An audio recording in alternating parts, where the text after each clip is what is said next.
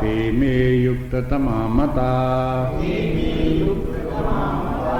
एतक्षरम् अनिर्देश्यम् अव्यक्तं पर्युपासते सर्वत्र गमचिन्त्यं च कूटस्थं अचलं ध्रुवम् सन्नियमेन्द्रियग्रामम् सर्वत्र समबुद्धया ते प्राप्नुवन्ति मामेव सर्वभूतहिते रताः क्लेशोऽधिकतरस्तेषाम् अव्यक्तासक्तचेतसाम् अव्यक्ता हि गतिर्दुःखम् देहबद्भिर्वाप्यते क्लेशोऽधिकतरस्तेषाम् अव्यक्तासक्तचेतसाम् अव्यक्ता हि गतिर्दुःखम् देहबद्भिर्वाप्यते।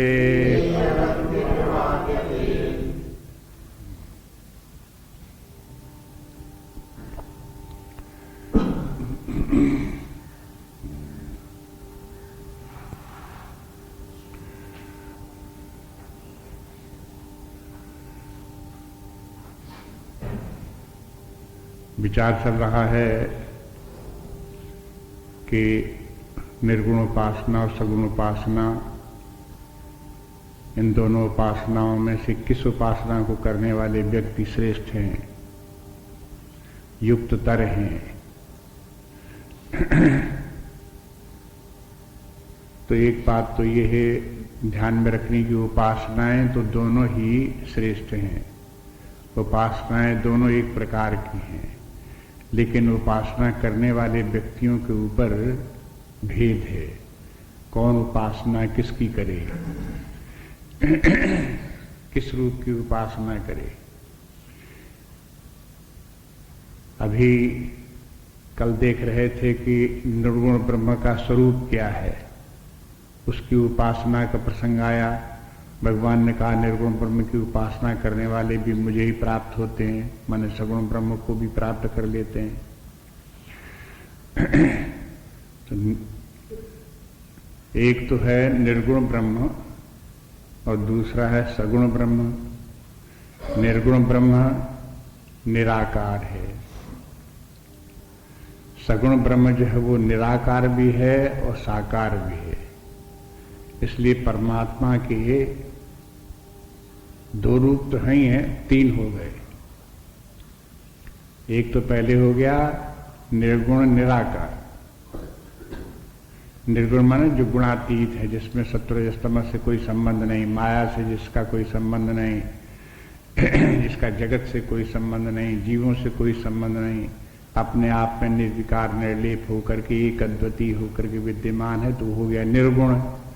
तो जो निर्गुण है वो हो निराकार भी है, उसका कोई आकार नहीं। आकार तो बाद में जब जगत इत्यादि बना तो माया के कारण आकारों की उत्पत्ति हुई, लेकिन परमात्मा स्वयं अपने आप में उसमें कोई आकार रूप नहीं, उसका कोई पर्टिकुलर फॉर्म में नहीं है। इसलिए उसको कहते हैं निराकार, बिना आकार का। इसलिए निराकार होने के कारण से उसे अपरिच्छिन्न भी कहते हैं, अखंड एक रस भी कहते हैं, सर्वगत भी कहते हैं, सर्वव्यापक भी कहते हैं। ये इसीलिए है क्योंकि उसका कोई आकार नहीं है, निराकार है।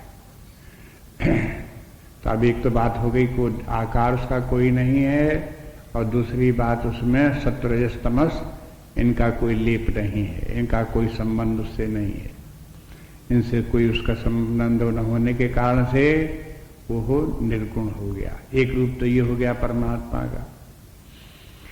दूसरा रूप ये हो गया जब उस परमात्मा ने अपनी माया शक्ति के द्वारा ईश्वर रूप धारण किया, मायोपाधिक बना। तो जब उसकी माया की उपाधि कार्य करने लगी, प्रकट हुई, तो वो माया की उपाधि को धारण करके वही ब्रह्म, वही निराकार परमात्मा निराकार तो रहा लेकिन सगुण हो गया।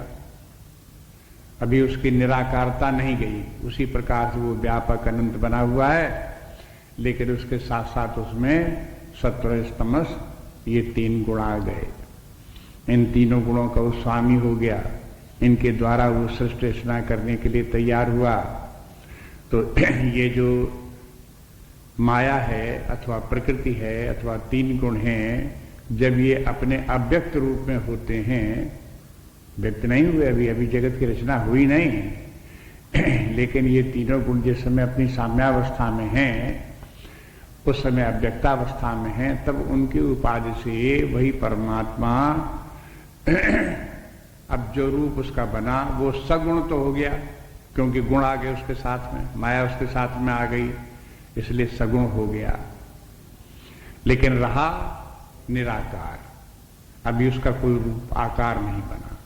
तो ईश्वर जो है वो हो, जिसे ईश्वर कहते हैं, भगवान कहते हैं, वो हो सगुण तो है लेकिन निराकार है, उसका कोई आकार नहीं।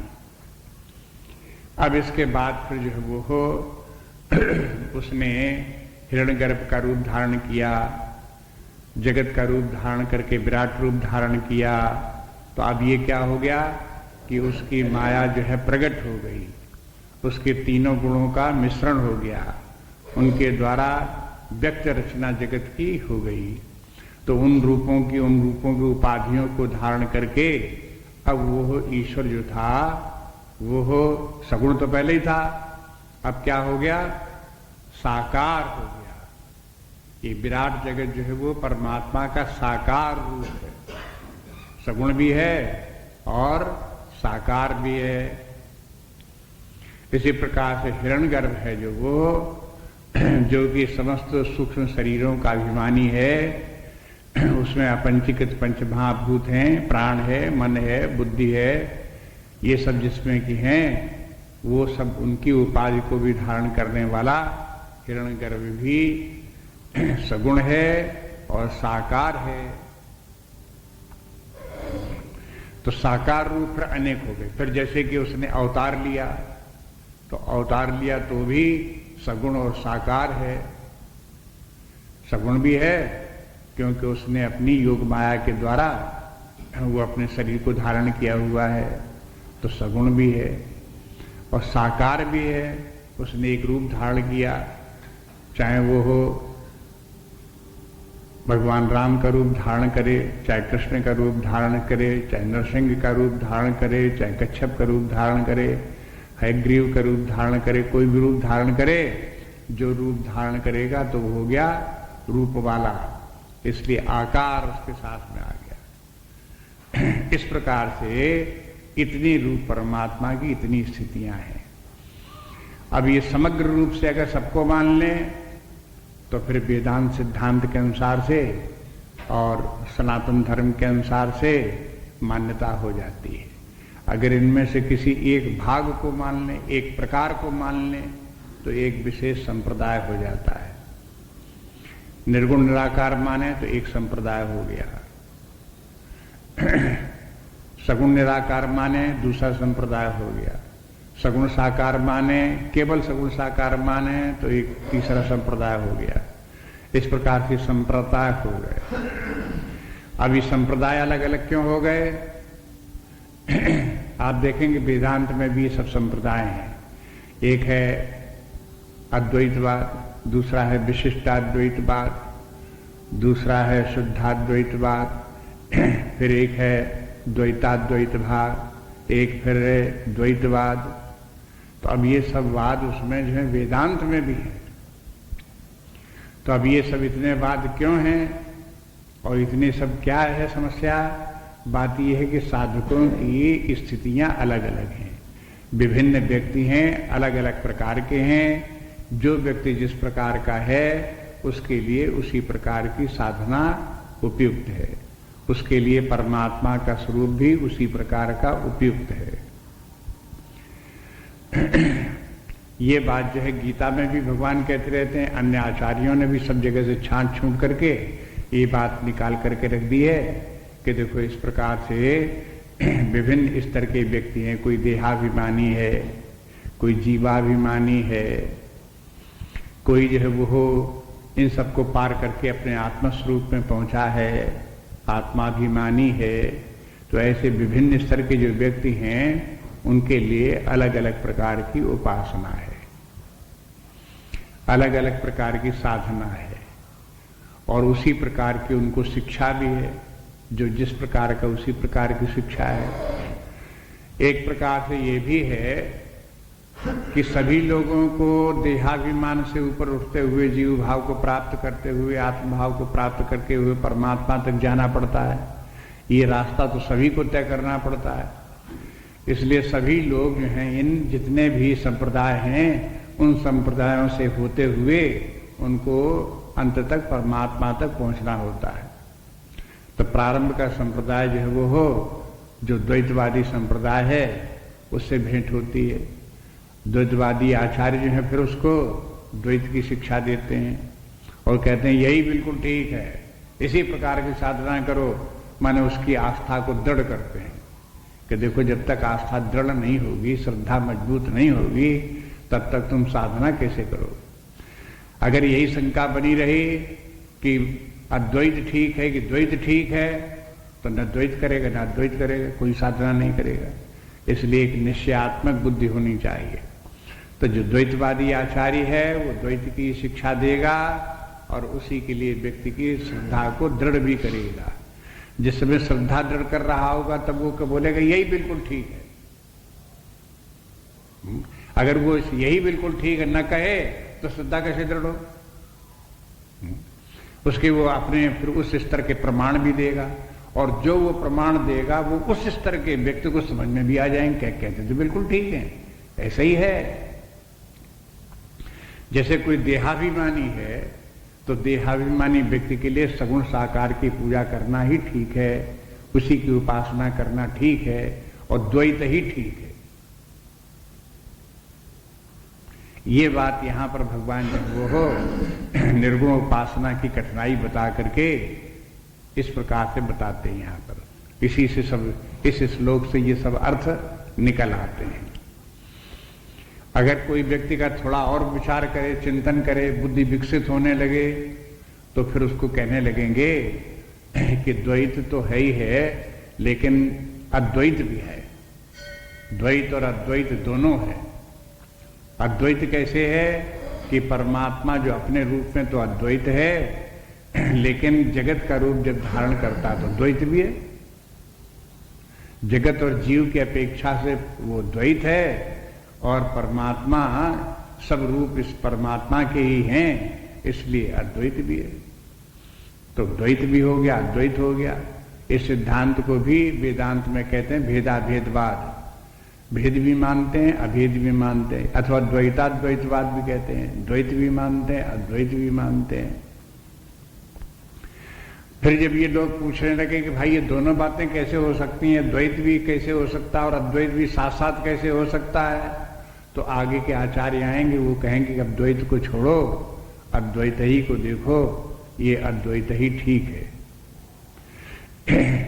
जो ब्रह्म है, परमात्मा है, वही सत्य है, और उसने जो ये तीन रूप धारण किए हुए हैं जगत जीव और ईश्वर के, ये तो उसके रूप भेद हैं। वो अपने आप में परमात्मा तो एक ही है, अद्वितीय है, इसलिए अद्वैत प्रधान है। वही जो है वो एक परमात्मा ही प्रधान है, और जो द्वैत भाषित होता है ये द्वैत भाषित होता है, मिथ्या है। ये इसको इस प्रकार से देखो। आगे चलते हैं, फिर और आगे बढ़ते हैं, तब ये दिखाई देता है कि जो परमात्मा ने जगत और जीव का रूप धारण किया था, तो एक आचार्य और आगे आते हैं, वो कहते हैं कि एक परमात्मा ही सर्वत्र है, और न जगत कहीं है न कहीं जीव है, परमात्मा ही एकमात्र है। क्यों? कि वही एकमात्र सत्य है, जो सत्य होता है वही होता है। जगत और जीव तो उसकी मिथ्या प्रतीति है, भ्रांति है, इसलिए जो वो उनका कोई अस्तित्व नहीं है, उनको कोई महत्व उनका कोई नहीं है, एक परमात्मा को ही देखो, तो देखो बिल्कुल शुद्ध अद्वैत पर आ गए, नितांत अद्वैत पर आ गए। तो इस प्रकार से द्वैत से यात्रा प्रारंभ होती है और अंत में अद्वैत पर समाप्त होती है। तो इसी बीच में नाना प्रकार की साधनाएं भी हो जाती हैं और उसी प्रकार की धारणाएं भी हो जाती हैं। तो ऐसी नाना प्रकार की धारणाओं को मानने में किसी व्यक्ति को चिंतित नहीं होना चाहिए, कंफ्यूजन नहीं करना चाहिए कि देखो कहीं कुछ लिखा हुआ, कहीं कुछ लिखा हुआ है, कोई कुछ कहता है, कोई कुछ कहता है। एक तो समाज में यही फैला हुआ है कि गीता के लोगों ने इतने भाष्य किए हैं और तरह तरह के भाष्य कर दिए हैं, कोई द्वैतवादी भाष्य, कोई भक्ति का भाष्य, कोई ज्ञान का भाष्य, कोई कर्म का भाष्य, कोई भाष्य, कोई भाष्य, पता नहीं क्या सही है, पता नहीं है क्या सही। जो इस प्रकार के बोलते हैं वो कंफ्यूजन में पड़ गए।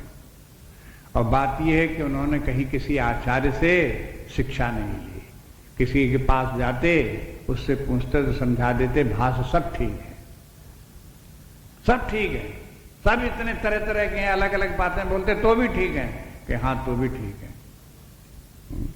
जो जिस योग्य है उसके लिए वही भाष्य ठीक है, जो जिस स्तर का है उसे साधना करने के लिए वही भाष्य स्वीकार करे और उसी के अनुसार करे। लेकिन एक बात निश्चय है, व्यक्ति अपने आप को देख ले और चाहे गुरु के द्वारा अपनी परीक्षा करा करके देख ले कि हम किसके अधिकारी हैं। जिसके अधिकारी हों उसी प्रकार की साधना, उपासना, ज्ञान, ध्यान उसी प्रकार से करना चाहिए। बस ये निर्णय उसके बाद शास्त्र का निकलता है। तो फिर बाद में होता कि जितने भी आचार्य हैं, शंकराचार्य हैं, रामानुजाचार्य हैं, वल्लभाचार्य हैं, निम्बारकाचार्य हैं, सब आचार्य, बहुत से आचार्य हैं।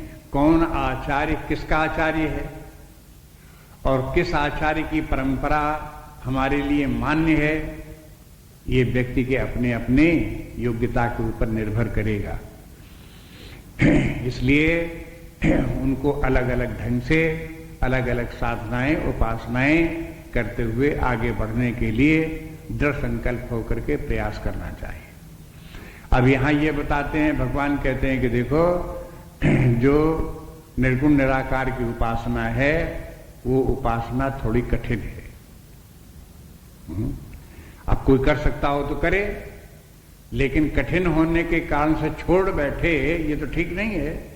तो फिर उसके बाद ये है कि वो उपासना जो है वो द्वैतवादी उपासना कर ले, सगुण साकार की उपासना कर ले, ये आसान है। तब इस श्लोक में देखिए अर्थ में, क्लेशो अधिकतर तेषाम, उन लोगों के लिए अधिक क्लेश है। कौन? अव्यक्तासक्त चेतसाम, जिनका कि चित्त अव्यक्त परमात्मा में आसक्त है। और अव्यक्ता ही गतिर दुखम, अव्यक्त परमात्मा की प्राप्त करने के लिए जो गति है, परमात्मा विषय गति, उसको प्राप्त करने का उपाय दुखम देहवद फिर वाप्यते। देहवद भी देहाभिमानी व्यक्तियों के लिए वो दुखकर है, उसमें कष्ट होता। दुख के माने या केवल कष्ट है, क्लेश है, परेशानियां होती हैं। बस अब देखो एक शब्द इसमें सबसे महत्वपूर्ण जो इसमें है, देहवद भी, मैंने सबके लिए नहीं कहा कि निर्गुण निराकार ब्रह्म की उपासना और उसका ज्ञान सारे संसार के लिए, सबके लिए कठिन है, ऐसा नहीं बोले। अब देखो लोगों को छटाई की गई, उसमें कहा कि उन लोगों को ढूंढो जो देहवद भी हैं, जिनकी की धारणा ये कि मैं शरीर ही हूं, स्थूल शरीर ही में हूं, बस स्थूल शरीर के अतिरिक्त और कुछ नहीं। तो जिनको कि बिल्कुल दृढ़ मान्यता हो कि मैं स्थूल शरीर हूं, तो उनको फिर सगुण साकार की ही उपासना करनी चाहिए। अगर निर्गुण की उपासना करने का इच्छुक है तो देहाभिमान छोड़ देना चाहिए। ये भूल जाए कि मैं शरीर हूं, ये भूल जाए कि मैं जीव हूं। अपने आप को ये समझे कि जो आत्मा है, निर्गुण निर्विकार आत्मा, जो शुद्ध सच्चिदानंद स्वरूप आत्मा है वही मैं हूं। उस आत्मभाव में स्थित रहते हुए परमात्मा की उपासना करो तो फिर कठिनाई नहीं होगी। जो निर्गुण ब्रह्म की उपासना करने की कठिनाई है वो किनके लिए है? देहाभिमानियों के लिए। स्वयं तो है शरीर जो को आकार धारण किए हुए हैं और परमात्मा को ऐसा स्मरण कर रहे हैं जिसका कोई आकार नहीं। तो भाई शरीर में और इंद्रियों से तो हमें आकार ही आकार दिखाई देते हैं और आकार ही देखना भी चाहते हैं। बहुत लोग जो हैं वो परमात्मा को चाहते हैं, परमात्मा हमको दिखाई दे, सामने साक्षात आवे। तो ऐसा कौन लोग चाहते हैं? जो देहाभिमानी लोग वही चाहते हैं, क्योंकि जैसे दुनिया की चीजें सब दिखाई देती है ऐसी परमात्मा भी हमें दिखाई दे। तो उनको दिखाई देने की समस्या और कुछ नहीं है, उनका देहाभिमान ही इस प्रकार की कामना उत्पन्न कराता है। अगर वो देहाभिमान न हो, अपने आत्मभाव में हो, तो उनको ये जरूरत ही नहीं कि आवे हमें आगे आंखों के सामने आवे और हमें दिखाई दे। वो जैसे जैसा है वैसा दिखाई दे, जैसा है वैसा उपलब्ध हो। शरीराभिमानी व्यक्ति कहता है जैसा परमात्मा वैसा हम नहीं चाहते। कैसा चाहते हो? जैसा हम देखना चाहते हैं वैसा। तो अब देखो ये प्रकार की जो समस्याएं आती हैं तो उसके लिए उपाय यही है कि भाई सगुण साकार रूप में उस परमात्मा के ध्यान करो, उसी की उपासना करो। चाहे भगवान राम के रूप में करो, चाहे कृष्ण के रूप में करो, चाहे विराट रूप के रूप में करो। विराट सामने दिखाई देता है, इस रूप में करो। अगर आपको ये लगे कि जो कृष्ण के उपासक हैं वो कृष्ण संप्रदाय अलग है, आपको लगे राम की उपासना करने वालों का रामानंदी संप्रदाय अलग है, तो सब संप्रदाय ये सब अलग अलग हैं। तो हम किस संप्रदाय के हैं, किस संप्रदाय में जाएं? और कहा ये सब संप्रदाय तो हिंदुओं के हैं, राम भी हिंदुओं के हैं, कृष्ण भी हिंदुओं के हैं। तो फिर क्या करो? सबसे आसान उपाय ये है कि ये विराट जगत जो है यही परमात्मा का रूप है। ये सेकुलर फॉर्म है परमात्मा का, इसमें न राम है न कृष्ण है। यही सूर्य चंद्रमा सबके लिए है, यही द्युलोक सबके लिए है, यही पृथ्वी तक सबके लिए है, सामने ऊपर से नीचे तक जितना दिखाई देता है ये सबके लिए है। जो हम यहां पर देखते हैं द्युलोक, अंतरिक्ष लोग, पृथ्वी लोग, सब ऊपर से नीचे तक जो हमें दिखाई देता है वही अमेरिका में बैठे लोगों को दिखाई देता है, वही अंतरिक्ष, वही उनको द्युलोक, वही पृथ्वी, वहां उनको भी वही दिखाई देता है। सबके लिए एक समान, चाहे हिंदू हो, चाहे मुसलमान हो, चाहे ईसाई हो, चाहे कोई भी हो, सबके लिए विराट जगत सबके सामने उपस्थित है। किसी जात विशेष की बात ही नहीं। इस प्रकार से उसको लेकर के उपासना उसकी कर लो। अब वो कहो कि सारे जगत की उपासना करने में कठिनाई दिखाई दे, और मधुर रूप दिखाई दे, प्रिय रूप दिखाई दे। अब विराट रूप दिखाई देगा तो तुम्हें इतना बड़ा भारी सूरज भी दिखाई देगा, कहीं पेड़ पर्वत दिखाई देंगे, कहीं यहां से आंधी तूफान भी दिखाई देगा, कहीं भूचाल भी दिखाई देगा, कहीं भीषण वर्षा दिखाई देगी, कि कहीं सूखा दिखाई, तो ये भी सब दिखाई देगा विराट रूप में। अरे भाई विराट रूप को इस प्रकार से न देखना चाहो तो भगवान कृष्ण का मधुर रूप देखो, उनकी पीपी बजती हुई बांसुरी सुनो, उनके सिर पर लगा हुआ मोरपंख देखो, उनके कमल जैसे नेत्र देखो, उनको मधुर मुस्कान देखो, उनका नील शरीर देखो, सब सुंदर ही सुंदर, मधुरम वदनम मधुरम अधरम मधुरम नयनम, सब मधुरम मधुरम, उससे सब तक वही देखो, उसी की उपासना करो। अब ठीक है, मधुरम मधुरम सब। तो अब ये है कि बात क्या है कि जिसकी रुचि जिस प्रकार की हो उसके लिए वही उपासना ठीक है। मधुरम मधुरम करके उपासना करनी हो भगवान कृष्ण की करो। विराट रूप में देखना हो परमात्मा को, कहो कि मधुरम मधुरम दिखाई नहीं देते, कहाँ चले गए, कहाँ हैं, आते क्यों नहीं, सामने आवे दिखाई दें, हैं? तो विराट रूप को सामने देख लो, प्रत्यक्ष सामने विराट जगत सब खड़ा हुआ है, उसको देख करके उसकी उपासना करो। ये कहते हैं इस प्रकार से। यहां इस श्लोक में मुख्य रूप से वो जो निर्गुण उपासना जिनका कि 2 श्लोकों में 3 और 4 में वर्णन था, उसकी उपासना करना सब लोगों के लिए सहज संभाव्य नहीं है। हर कोई निर्गुण उपासना नहीं कर सकता। इसलिए ये कहते हैं कि क्लेशो अधिकतर, अधिक क्लेश और अधिकतर क्लेश, अधिकतम क्लेश। ये नहीं कहते हैं कि निर्गुण उपासना में अधिकतम क्लेश है। अधिकतर मैंने कंपैरेटिव बता देते। कंपैरेटिव के माने सगुण से लेकर के निर्गुण में दोनों में कंपैरिजन करो तो सगुण की उपासना में भी, सगुण उपासना भी बहुत आसान नहीं है, उसमें भी कठिनाई है, लेकिन उससे ज्यादा कठिनाई तो निर्गुण उपासना में। तो अधिक क्लेश उसमें है निर्गुण उपासना। तो निर्गुण उपासना करना जो है ज्यादा कठिन पड़ता है। इसलिए भगवान का कहना है कि ये हर किसी के बस की बात नहीं हो। ये नहीं कहते कि मत करो। देखो ये कहां इसमें कहा गया कि निर्गुण उपासना करो ही नहीं। कहीं अर्थ नहीं निकलता इसका अर्थ कि करो ही नहीं। लेकिन ये है कि अगर देहाभिमान होगा, तुम्हारा वो छूटा नहीं होगा, तो तुमसे निर्गुण उपासना बनेगी नहीं।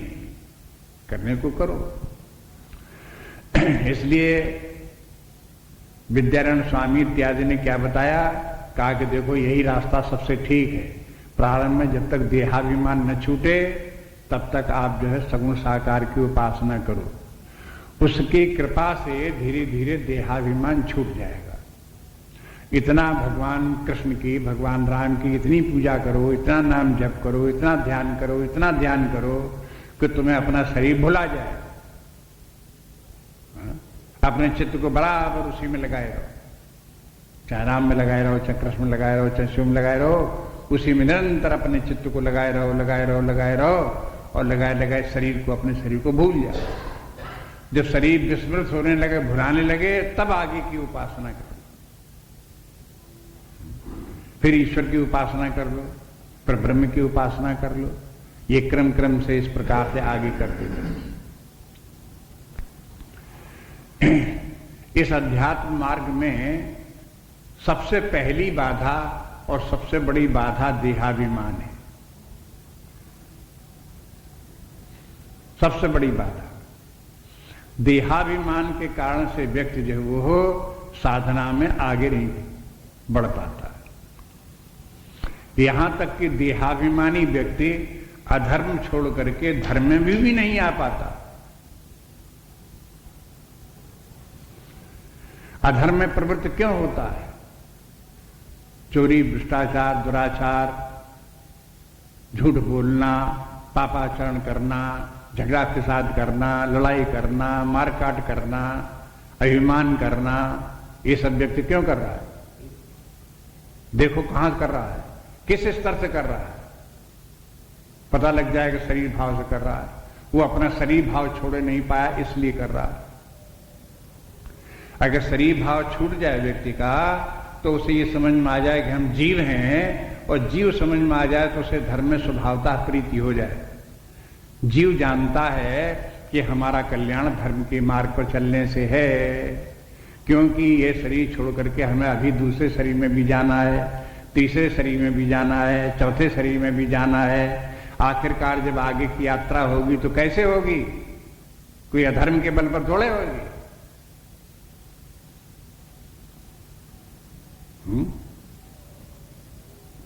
तो जीव फिर जो है वो धर्म के मार्ग पर ही चलेगा।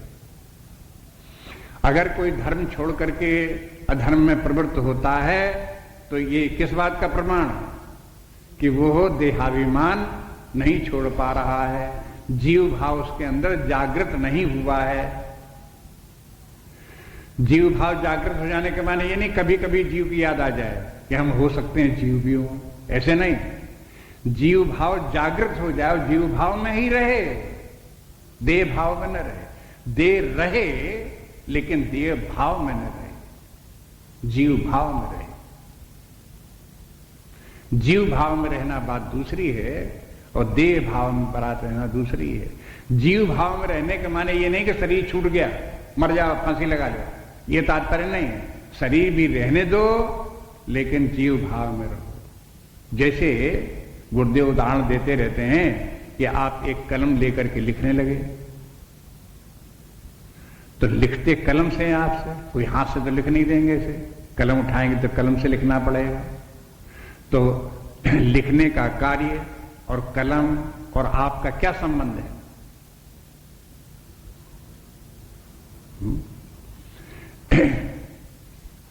कलम के द्वारा जब आप लिखते हो तो ये नहीं कहते हो कि ये कलम ही मैं हूं, लेकिन कलम से लिख देते हो। इसी प्रकार से जीव ये समझे कि शरीर के द्वारा मैं ये सब कार्य कर देता हूं, लेकिन मैं शरीर नहीं।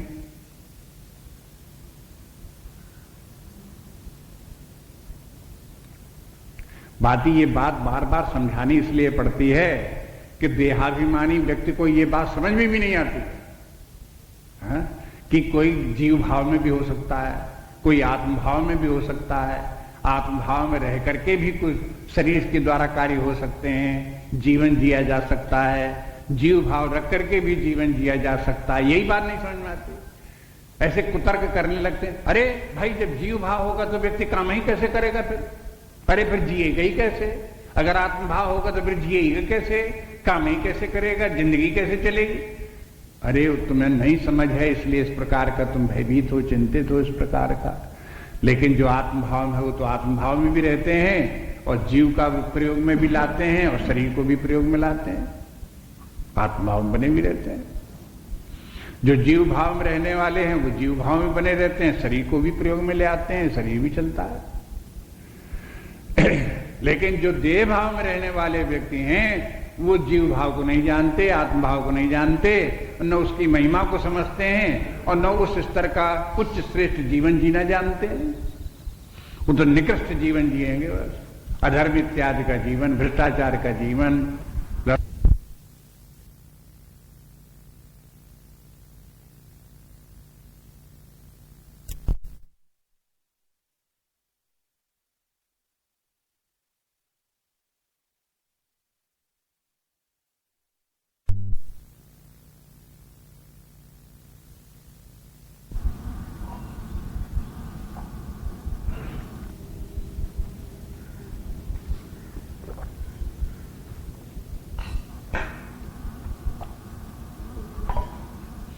एक मजेदार बात और भी इस श्लोक में है, अव्यक्तासक्त चेतसाम में। वैसे तो यह है कि जिनको कि अव्यक्त परमात्मा में प्रीति है और उसकी उपासना करने की कोशिश करते हैं, लेकिन देहाभिमान होने के कारण से उनको कठिनाई होती है। लेकिन एक भाव और भी है इसमें, ये कि अव्यक्त परमात्मा में आसक्ति होती ही नहीं है और हो भी नहीं सकती है। जिनको आसक्ति लगती है निर्गुण ब्रह्म परमात्मा में, वो मिसनॉमर है। वो अपने अहंकार के कारण से इस प्रकार से बोलते हैं। क्यों? देखो, जब कभी भी प्रीति होती है तो उससे प्रीति होती है जो अपने से भिन्न हो, और जिसमें उसमें प्रीति होती है उससे अलग हो जाने का डर भी हो। जहां वियोग भी हो सकता हो, संयोग भी हो सकता हो, वहां प्रीति होती है।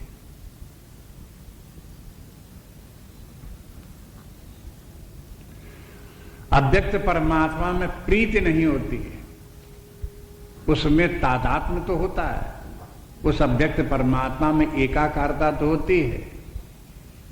हम और परमात्मा एक ही है, लेकिन हम और परमात्मा एक ही हैं ये कोई प्रीति का लक्षण नहीं है।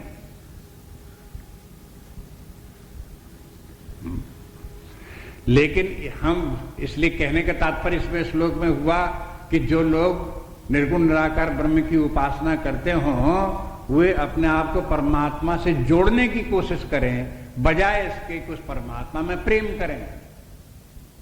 और अगर उस परमात्मा में प्रेम करते हैं तो इसके माने वो गलत रास्ते पर जा रहे हैं। जो कुछ साधना कर रहे हैं उसमें कहीं गलती है, और जब साधना में गलती होगी तो कठिनाई होगी, क्लेश हो गई होगा, दुखदाई हो गई होगा। कोई भी साधना जब सही साधना होती है तो दुखदाई नहीं होती, सुखदाई होती है। जब साधना को कोई व्यक्ति गलत ढंग से करता है तब वो साधना दुखदाई बन जाती है।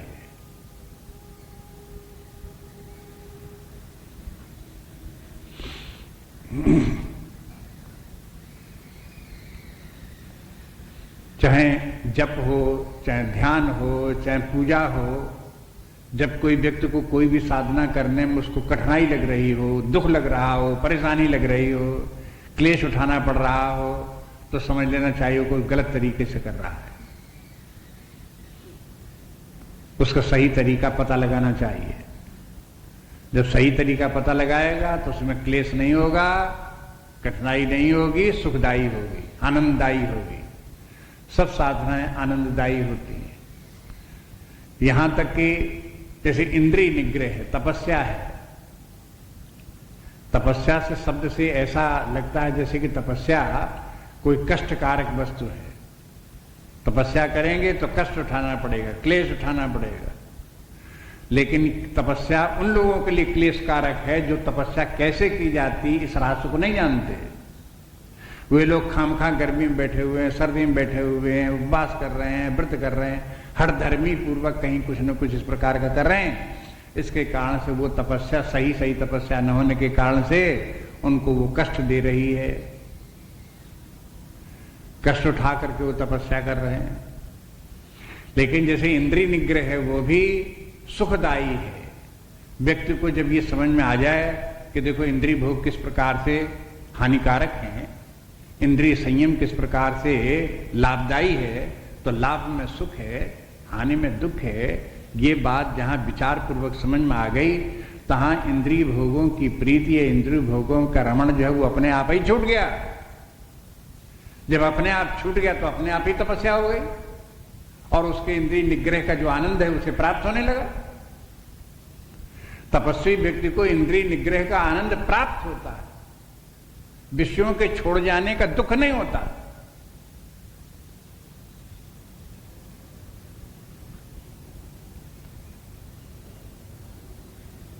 लेकिन जो लोगों को इंद्रिय संयम का जो आनंद है वो प्राप्त है नहीं और उसमें आनंद होने की संभावना दिखाई नहीं देती, वो केवल जबरदस्ती करके मन मार करके विषयों को त्याग करने की, जबरदस्ती छोड़ने की कोशिश करते हैं, तो इस प्रकार की तपस्या कष्टकारक, क्लेशकारक हो जाती है।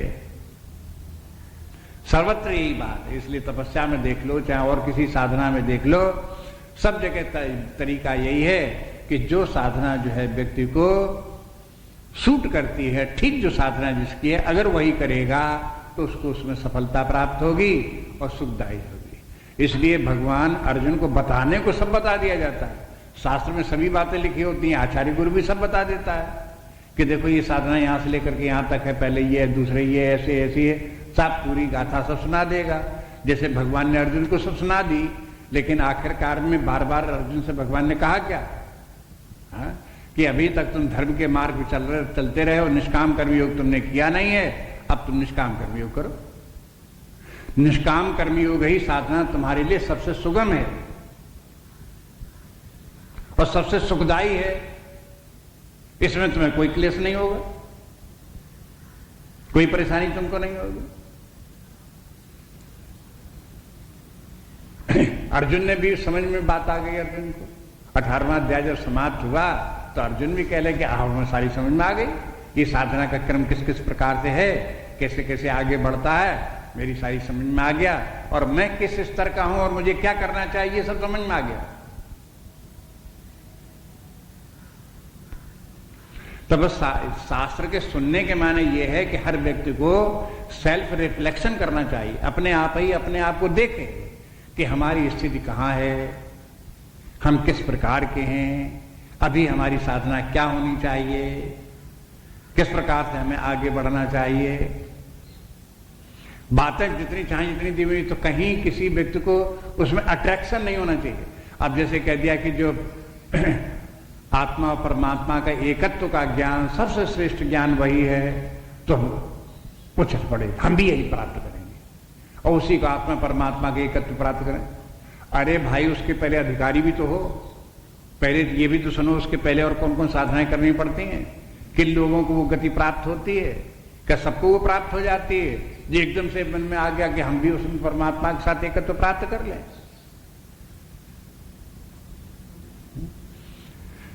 इसलिए अपनी स्थिति को देख करके व्यक्ति को साधना करनी चाहिए, और जब उसमें आगे बढ़ेगा तब आगे की साधना कर लेगा। ये बात जरूर कि अंत में कभी न कभी जो अंतिम लक्ष्य है वहां तक पहुंचेगा भी।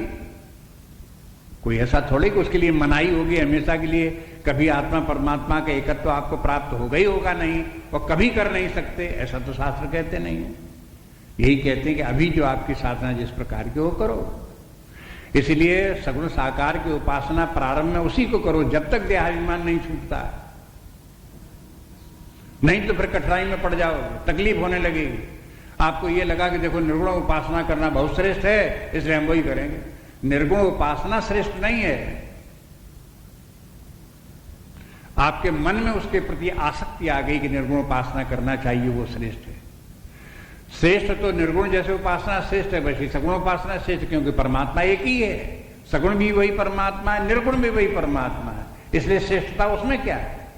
श्रेष्ठता तो साधना करने वाले की है कि वो निर्गुण की उपासना कर सकता है कि सगुण कर सकता है।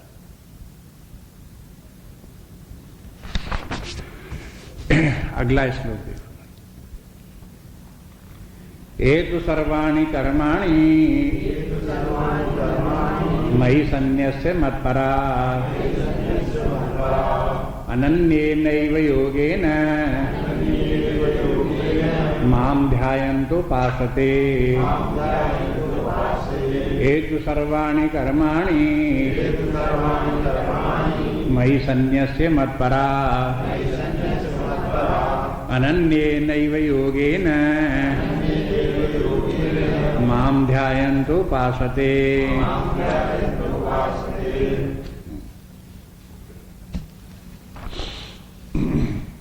ये श्लोक भी अधूरा वाक्य है इस श्लोक में। ये तो सर्वाणि कर्माणि, जो लोग अपने समस्त कर्मों को मई सन्न्यस्य, मुझ में ही अर्पित करके, मत पराहा, मेरे परायण हो करके, अनन्य नैव योगेन, अनन्य भाव से, अनन्य योग के द्वारा, माम ध्यायन्त उपासते, मेरा ध्यान और उपासना करते हैं, उनको क्या होता है? उनको जो कुछ होता है वो अगले श्लोक में है। इसलिए वाक्य जो है अधूरा है। ये उसी प्रकार से ये दो श्लोक जो है वो सगुण उपासना के उसी प्रकार से एक युग में है, जिस प्रकार से तीसरा और चौथा श्लोक निर्गुण उपासना का एक युग में है। तीसरे श्लोक में भी एतु अक्षरम अनिर्देश्यम, ऐसे ही वाक्य शुरू किया गया। जो लोग अक्षर अनिर्देश इत्यादि इत्यादि का इस प्रकार से निर्गुण ब्रह्म की उपासना करते हैं, उनको क्या होता है? वो फिर चौथे श्लोक में बताया था कि ते आत्मवंतु मामेव, वे मुझको ही प्राप्त कर लेते हैं। इसी प्रकार से यहाँ जो ये है, ये तो सर्वाणि कर्माणि सन्न्यास है, जो लोग मेरे सगुण रूप की इस प्रकार से उपासना करते हैं उनको क्या होता है? तेसाम अहम समुद्धरता, ये अगले श्लोक में बोलेंगे, उनका उद्धार मैं कर देता हूं। इस प्रकार से ये है, दो श्लोकों को एक साथ देखना चाहिए। अभी इसमें जो है निर्गुण उपासना की कुछ पद्धति बताते हैं कि क्या क्या बातें इसमें ध्यान देनी चाहिए। निर्गुण उपासना में तो निर्गुण ब्रह्म प्रधान है, और उसी प्रकार की उपासना करते, उसका ध्यान करते, उसको प्राप्त करते हैं। लेकिन सगुणोपासना में सगुण ब्रह्म तो है ही है, उसकी उपासना की जाती है, लेकिन प्रधानता प्रक्रिया की है। बात यह कि निर्गुण उपासना में कोई प्रक्रिया नहीं है, कोई मेथड नहीं है, उसका एक्शन मेथड, तरीका कोई, वो उसका वहां नहीं है। वहां तो ज्ञान की बात है, अपने आत्मस्वरूप का ज्ञान करो, परमात्मा ज्ञान करो, और उसी परमात्मा को प्राप्त कर लो, यही प्रक्रिया उसके ज्ञानमयी है। लेकिन क्रियामयी प्रक्रिया कोई नहीं वहां, तो उसकी क्रिया की प्रक्रिया तो इसमें सगुणोपासना में। सगुणोपासना में क्या क्या करना पड़ेगा? तो सबसे पहले तो अपने कर्मों की तरफ ध्यान दो। ये तो सर्वाणि कर्माणि मयि सन्न्यस्य मत्परहा, अपने समस्त कर्मों को भगवान कहते हैं उस सगुण ब्रह्म मेरे सगुण स्वरूप के लिए उसी में अर्पित करके कार्य करो। पहले तो कर्म को देखो। नंबर 2 क्या देखो? अपने मन बुद्धि को देखो, उनको संतुलित रखो, साम्य भाव लाओ, और अनन्य नैव योगेन, और अनन्य भाव से जो है वो मेरा ध्यान करो, चिंतन करो। और ध्यायन्ते उपासते, यहां पर ध्यान रूपी उपासना आवश्यक है, वही करो। जब सगुण ब्रह्म की उपासना की बात आवे तो सगुण ब्रह्म का ध्यान करो। तो सगुण ब्रह्म का ध्यान करना ही उसकी उपासना है। ध्यान कैसे करो सगुण ब्रह्म की? अनन्य भाव से करो। अनन्य भाव के माने एक इष्ट एक बना लो। सगुण रूप भगवान के तमाम है, उनमें से किसी एक को इष्ट बनाओ कि हमारे राम या कृष्ण या कोई भी रूप जो है भगवान का जो है वो, चाहे चतुर्भुज रूप भगवान जो है वो हो, विष्णु रूप ही हो या कोई रूप हो, उनको एक को ले करके अपना इष्ट मानो और उसी इष्ट को लेकर के ध्यान तो उसका ध्यान करो। तो अनन्य भाव की भी आवश्यकता पड़ती है।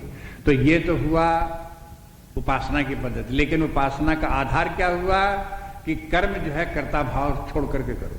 इसके माने है कि यह उपासना भी, सगुण उपासना भी उस समय होती है, उपासना सगुण उपासना, जब व्यक्ति निष्काम कर्मयोग से ऊपर उठता है। निष्काम कर्मयोग उसके लिए भी पहले आवश्यक है। जब निष्काम कर्मयोग करेगा तब वो उपासना कर पाएगा।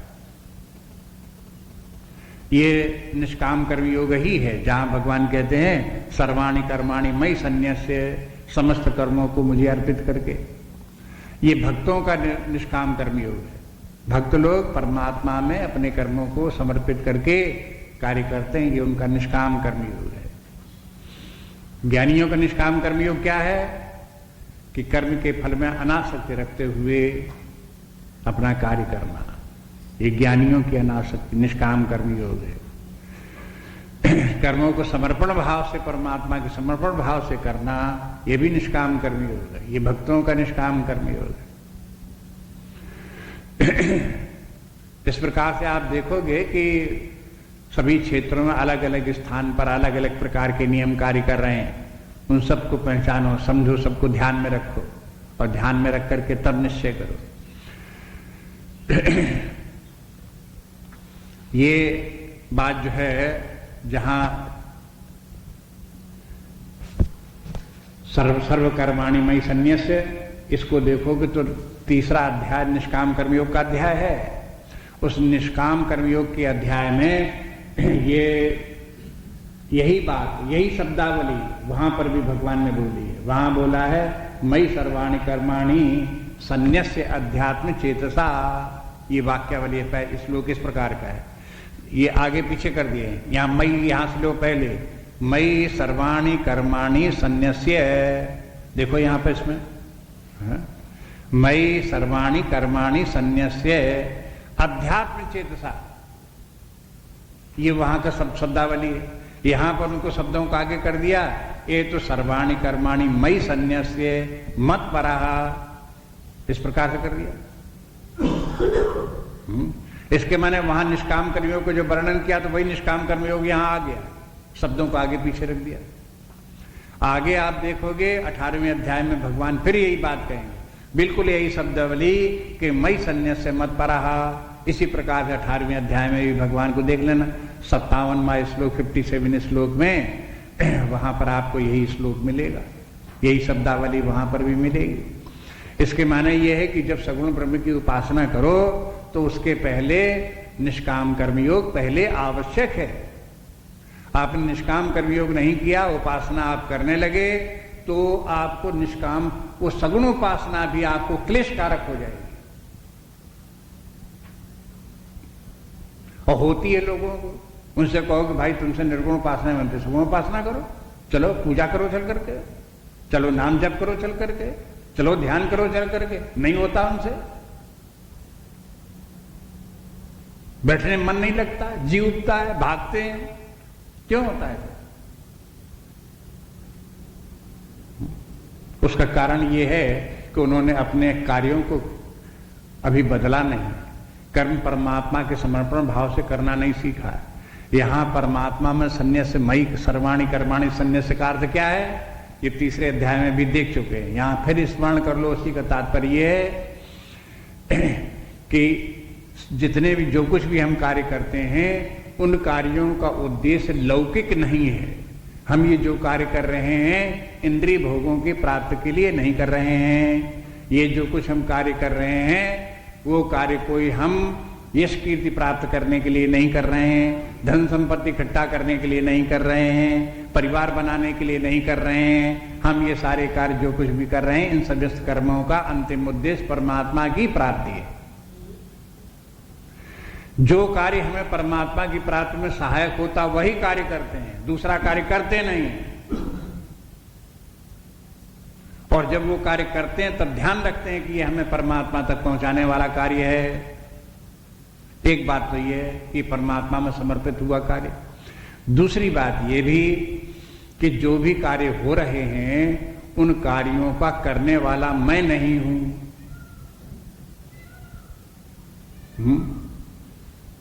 कौन करने वाला है? परमात्मा करने वाला है।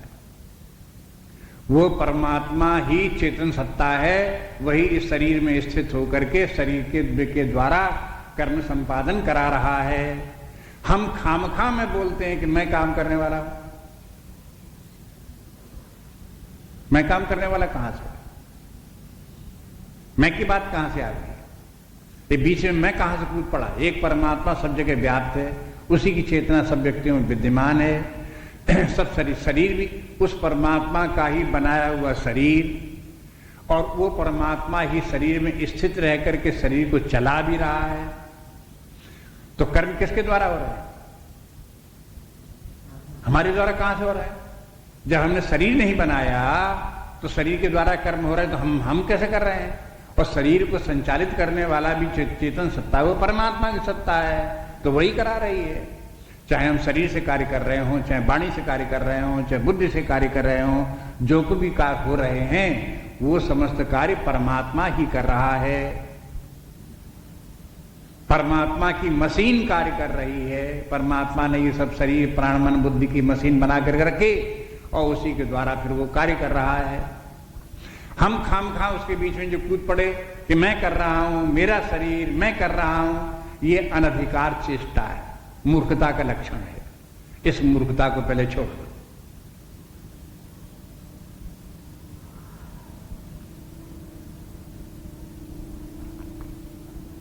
इतनी बात समझ लो पहले, तब उपासना करना। चाहे सगुण की उपासना करो, चाहे निर्गुण की उपासना करो, ये तो पहले करना पड़ेगा। अगर ये नहीं किया, ये हुआ कि मैं करने वाला हूं, तो जो उपासना का उद्देश्य है वो फेल हो जाएगा और उपासना बनेगी भी नहीं, कष्टकारक भी हो जाएगी।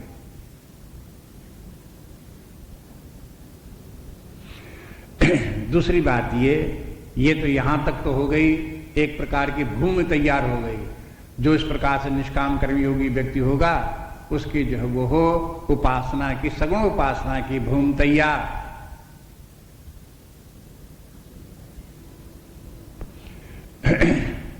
ये बात जो पहली पंक्ति की है, आप गीता में बहुत जगह देखोगे, बहुत अध्यायों में देखोगे। 9वें अध्याय में भी है। 9वें अध्याय में जब भगवान ने कहते हैं यद करोसी यदस्नासी यद जोहोसी ददासी यति, वहां कहते हैं जो तुम खाते हो, जो कुछ पीते हो, जो कुछ लेते हो, जो कुछ करते हो, ये कहो कि सब परमात्मा कर रहा है और परमात्मा के लिए है। तत्कुरुष मदर्पणम, उस सबको परमात्मा में अर्पण करो। तो वो क्या बात है? ये सब यही बात वहां पर भी कही गई है। यथा प्रवृत्तिर्भूतानि येन सर्वमिदं ततं स्वकर्मणा तमभ्यर्च सिद्धिं विन्दति मानवः। 18वें अध्याय में आप देख लेना।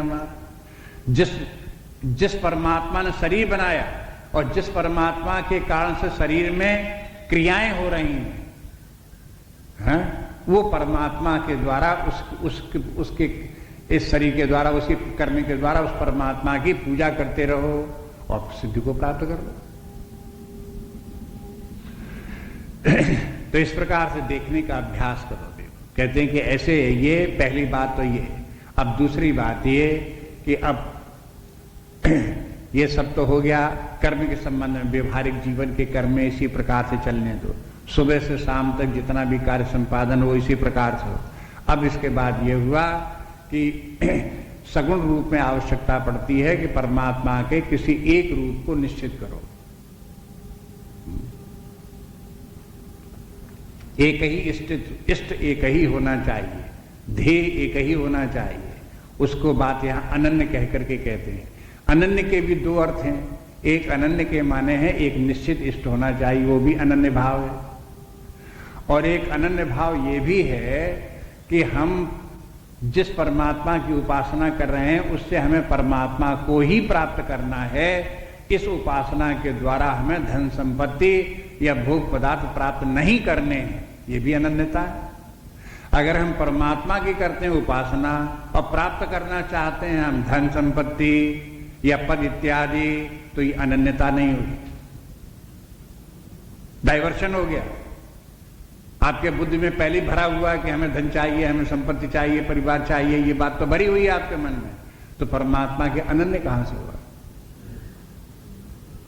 ये दोनों अर्थों में देखो। एक तो ये है कि अन्य बिनी और कोई बिना कामना रखे हुए परमात्मा को ही प्राप्त करने की कामना से परमात्मा की उपासना करो, और दूसरे ये भी कि उस परमात्मा में भी जो उसके रूपाकार हैं उनमें से कोई एक रूपाकार निश्चित कर लो, सब बराबर है, उसमें कोई कम ज्यादा नहीं। आपकी रुचि अलग अलग है, आपको जिसमें जैसे, इसीलिए अनेक रूप भी परमात्मा के भगवान के तरह अवतार हुए हैं। सारा ब्रह्मांड ही उसका रूप है, हिरण्यगर्भ उसका रूप है, जो चतुर्भुज रूप उसका रूप है, शिव रूप उसका रूप है, देवी रूप है, दुर्गा रूप है, तमाम जितने भी रूप हैं उनमें से कोई भी रूप एक चुन लो और उस रूप को चुन करके उसी की उपासना करो। और उसकी उपासना करो परमात्मा भाव से। उसकी उपासना भी उसको शरीर की प्रधानता से मत करो। उसकी उपासना शरीर तो उसका मानो कि हम जिसकी जिस आकार में उपासना करते हैं वो परमात्मा का ही रूप है, लेकिन परमात्मा तो उसमें भी कहना पड़ेगा, याद करना पड़ेगा कि जगत का अधिष्ठान परमात्मा ही है, जगत का आधार परमात्मा ही है। जब जगत नहीं था तब ये परमात्मा ही था, उसी परमात्मा से की माया से सारा जगत उत्पन्न हुआ है, वो परमात्मा ही सारे जगत में फैला हुआ है। वही हमारा इष्ट देव भगवान कृष्ण है, वही हमारा इष्ट देव भगवान राम। ऐसे लाना पड़ेगा। मनुष्याकार एक साधारण मनुष्य मान करके अगर आप उसकी उपासना करने लगे तो उपासना गलत हो गई। इसलिए उसमें परमात्मा बुद्धि रखनी पड़ेगी। तो इष्ट कोई भी रखो, लेकिन परमात्मा बुद्धि, वही परमात्मा जो सच्चिदानंद स्वरूप ब्रह्मादि अनंत है वही राम, जो सच्चिदानंद स्वरूप परब्रह्म परमात्मा है वही कृष्ण, जो सच्चिदानंद स्वरूप परब्रह्म परमात्मा है वही शिव, जो सच्चिदानंद स्वरूप परमात्मा वही दुर्गा, जो सच्चिदानंद स्वरूप परमात्मा है वही हिरण्यगर्भ। अरे भाई, वही परमात्मा को किसी कोई रूप लेकर के तो बताओ उनमें छोटा बड़ा क्या हुआ? हाँ? सब एक रूप एक समान हो गए। आप जिस इष्ट को पकड़ो उसी को सबसे श्रेष्ठ मानो और उसी की उपासना करो। और उपासना करने की बताए क्या उपासना करो कि ध्यायन्तो उपासते, ध्यायन्तो उपासते, उपासना ऐसी करो कि ध्यान करो उस परमात्मा की, सदा ही उस परमात्मा का स्मरण रखो, ध्यान रखो। चाहे मूर्ति पूजा करो तो भी उसी का ध्यान करो, जप करो तो भी उसी का ध्यान करो, नाम जपो तो भी ध्यान करो, स्तुति गान करो तो भी उसका ध्यान करो, उसकी लीलाओं के चरित्रों का पठन पाठन कुछ भी करो तो भी उसी का ध्यान करो। एकांत में बैठ करके स्मरण करो, हृदय तक पहुंचो और उसकी कल्पना करो अपने हृदय में तो भी उसी का ध्यान करो। माने सब उपासना तभी होगी जब उस परमात्मा का ध्यान रखोगे। परमात्मा का ध्यान भूल करके, जैसे मान लो मूर्ति के सामने बैठ करके आप आरती कर रहे हो, अक्षत चढ़ा रहे हो, कुछ भी कर रहे हो, लेकिन ध्यान परमात्मा का नहीं कर रहे हो, तो आपकी जो वो पूजा जो है वो उसका उद्देश्य पट्टी हो गया, बेकार हो गया। इसलिए ध्यान परमात्मा को करो। परमात्मा का ध्यान रखे हुए ये सब करेंगे तो ये सब कल्याणकारी होगा। इस प्रकार से उपासना करो। ऐसे इस तरीके से उपासना करने वाले व्यक्ति, उनकी उपासना सही होगी। जब उनकी उपासना सही होगी तो't फल क्या होगा वो अगले कल देख लेना, कल उसके श्लोक में बताते हैं भगवान। उसका फल भी होगा, एक निश्चित फल भी उसका है। नान्या स्पृहा रघुपते हृदय स्मदीये, सत्यम वदामि च भवान् अखिलांतरात्मा,